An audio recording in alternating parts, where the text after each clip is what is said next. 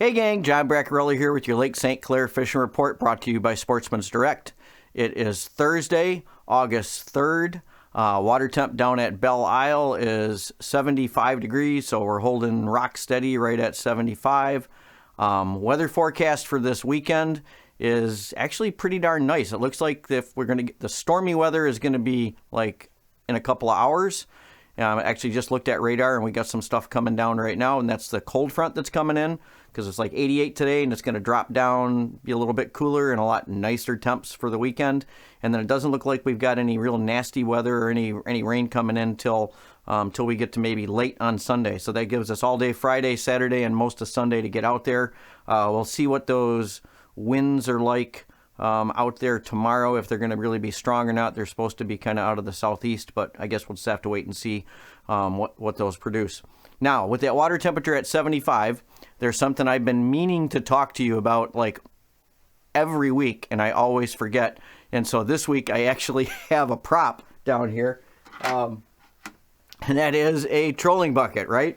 Almost all you guys that are live bait fishermen that use minnows, whether you're perch fishing or bass fishing, you probably got one of these, or you get a live well, but most of you guys probably got one of these. So I wanted to talk about that for just a second.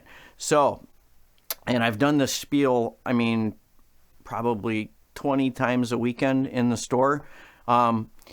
If you're buying minnows, whether it's emerald shiners, golden shiners, whatever they are, okay, and you're planning on using one of these small type of bait buckets, okay, please do yourself a favor, bring them into the store in like a 5-gallon bucket, okay? And here's the reason why. And I'm sorry for you guys that already know this, but based on the number of people I have to explain this to every week, apparently a lot of you guys don't understand this. So most of us in the bait business that are selling minnows, most of our tank systems have chiller on them. So our water temperature in those tanks, in order to be able to hold the volume of bait that we do and to keep it healthy, is a lot colder than what that lake temp is right now, okay? That lake temp right now is 75. I'm running my tanks just under 60 degrees. That's a 15-degree temperature difference out on the main lake.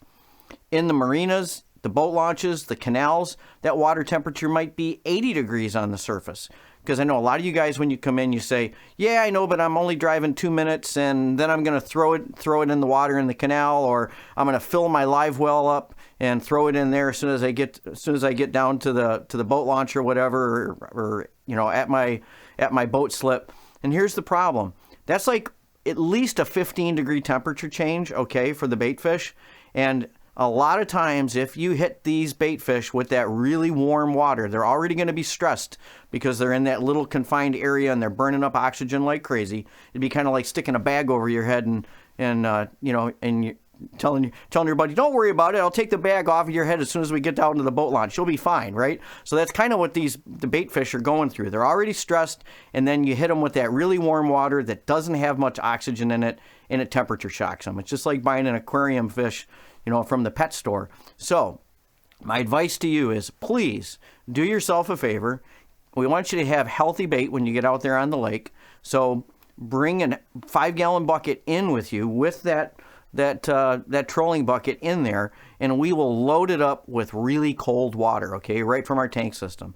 It's not that big a deal for me to give you a couple, 3-4 gallons of water in there, and that will help become a buffer then for when you do, if you end up putting that lake water into your live well, or just keep them in that bucket then until you get out onto the main lake. Let that water slowly warm up in that bucket, and then when you put it out there, you put that trolling bucket over the side of the boat, the bait fish are going to have a much better chance of surviving and staying healthy for you the rest of the day. Once they get used to that initial shock of warming up, then they'll probably be pretty healthy the rest of the day. But if you hit them with that shock right away, you're probably going to kill them all, and you're just going to have a miserable day fishing with dead bait. So we want you to have healthy live bait on the lake. So I've been meaning to say that. Now I said it. I remembered it. So hopefully I won't have to say it. Maybe I'll only have to say it 15 times this weekend instead of 25. But anyways, I want you to have healthy bait. So anyways, let's get into the bulk of the fishing report. Seeing lots of pictures of sturgeon. Man, the that fishery is just amazing. Lots of fish being caught. But one of the things I really noticed, especially this year, is a lot of you guys are getting out there pretty early in the afternoon. And what you're finding out is that hour, maybe even 2 hours before dark, those sturgeon are really moving. And a lot of these pictures, guys are catching fish well before dark. And even like my buddy Garrett Samsel, I mean, he's posted some beautiful pictures of sturgeon this week.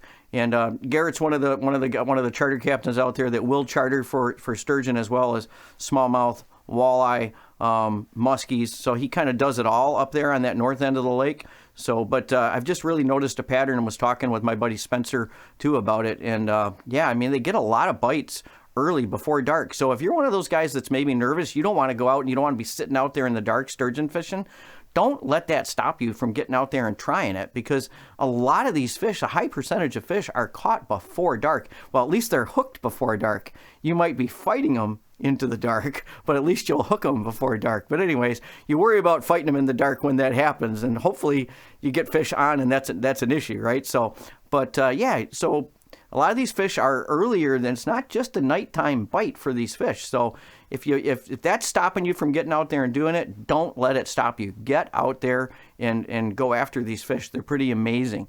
Also talking with Garrett, we were talking about the walleye bite up there on that north end, and he was explaining to me that bite off of deckers with crawler harnesses, whether you're trolling or whether you're drifting, it's really been an early morning thing, probably based on real clear water, but it's been an early morning thing over there by deckers.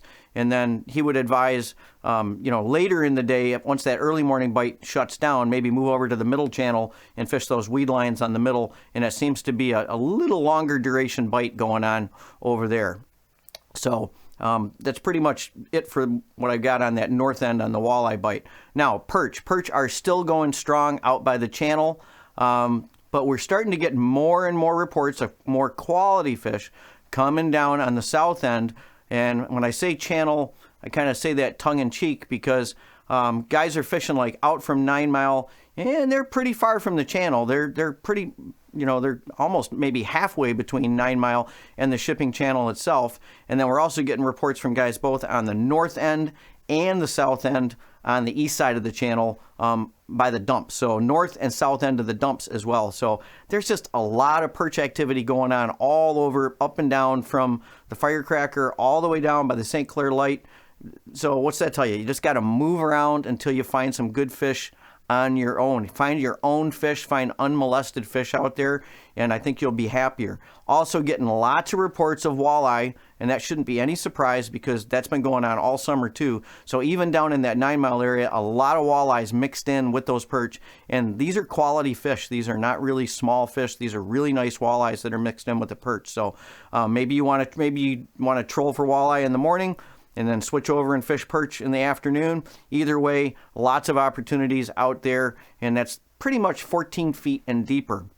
Now, there is also a lot of walleye activity that's going on much closer to home, and that's in like 12 to 14 feet of water from Harley all the way down through the Mile Roads, and that's guys running inline sinkers up really high with night crawler harnesses. And if the perch and everything else are bugging you too much, running straight crawlers, if that gets to you, you can always run some of those max scent crawlers. We got those at the shop now, and or you can just run regular rubber worms on there as well, that can take all that abuse from all those perch. But then again, sometimes you just got to stop and fish the perch too, But anyways, if the perch are driving you nuts, or the other call them trash fish if you're fishing for walleye, if they're driving you nuts, then switch over and run rubber worms or run those max scent crawlers. So I think you'll be happy if you do that. Let's see, what else do I got to report here? Oh yeah, the Bassmaster Elite event. How can I forget that, right? That just got over with, and I think those guys put on quite a show fishing up there on that north end, just catching tons of smallies. I don't know, the numbers were just pretty insane if you watched any of the coverage, and those guys were not fishing very, very far from Brandenburg. A lot of the guys on that final day were only fishing within a mile of Brandenburg Park, and they were just pounding lots of quality fish. However, if you watched where the winner was The winner was much further south, down on the south end of the lake, and he was catching just a little bit bigger fish, a lot more of those 5-pound class fish compared to the 4-pound class fish up on the north end. Doesn't mean there aren't big fish up on the north end. There are, but there's definitely some a little bit better class of fish when you get down on that south end. So if you're after a trophy, that may be a better bet than going up on that that north end up in Anchor Bay, but definitely lots of fish up there. And I think what's really going on is, I mean, even for how late in the season we are with 75-degree water temps, those fish have not been really pushed to go up into the channels, because the water temp just coming down out into the lake is obviously comfortable enough for them to be there. There's plenty of food for them there, so why change, why move? They're right out there on that big flat. And you know, even my buddy, it looked like Mike Coleman was out there, and he was competing, no pun intended, with the Bassmaster Elite guys for some of his spots. They were sitting on his waypoints, apparently, but that didn't stop Mike, because he still got, like, I don't know, it was a 21 1/4 fish, and he fishes in like a weekly contest statewide, and looks like he won this last week's event. So great job, Mike, getting out there with that kayak and mixing up with those elite boys this week out there. So great job on that. Also, congratulations to Spencer Berman for winning that the Bondi Bait Muskie Slam this last week. And if you get a chance, go on Facebook and check out Spencer Berman's write-up on the event for him, where he goes through and he explains in detail, and he gives a lot of really good information in that write-up. It's a great play-by-play of how he fished that event, and just basically weather patterns and all kinds of great information that you can glean from his write-up on that event and how he won the event. I mean, I'm really blessed, you guys are too, to really have these such amazing fishermen, especially a lot of these guides out here on the lake that just have just an incredible amount of information that they can share with you on this fishery that you can apply all over the country. But we just have a wealth of information out here with a lot of these guides, and I really appreciate working with these guys and learning from them, and I learn something new all the time from these guys.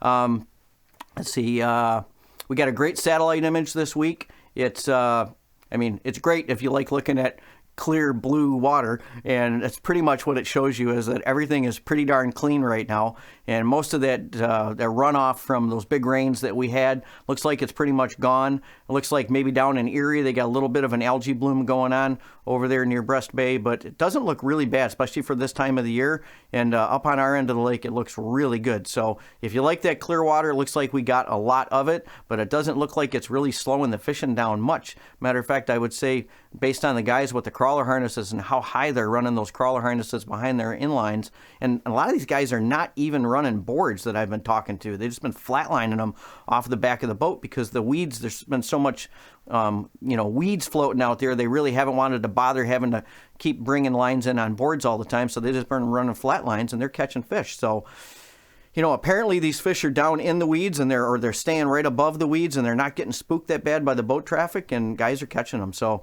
you know, get out there and take advantage of that. We did just get something kind of cool in at the store, and I wanted to mention it. We just started putting them together today. We'll be working on them tomorrow, finishing them up.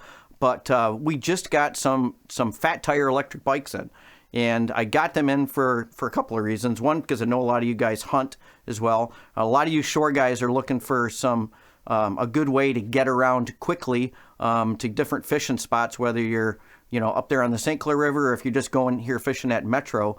And I'm actually really excited to use them this coming winter for getting down onto the point at Metro, getting down there quick, so that I don't have to walk all that way. Getting old, I'm getting lazy, right? So, but it sounds like a great way to move around out there on the ice, especially when we don't have much snow, which a lot of times we don't. So if you're in the market for a new electric bike, come on in, check out these electrics that we got at the store. They're really high quality. They got some great features on them, and we're proud to be carrying them. So if you get a chance to stop in this weekend, stop in at the store. We got great weather coming. Get out there, enjoy it, regardless of whatever species you're targeting.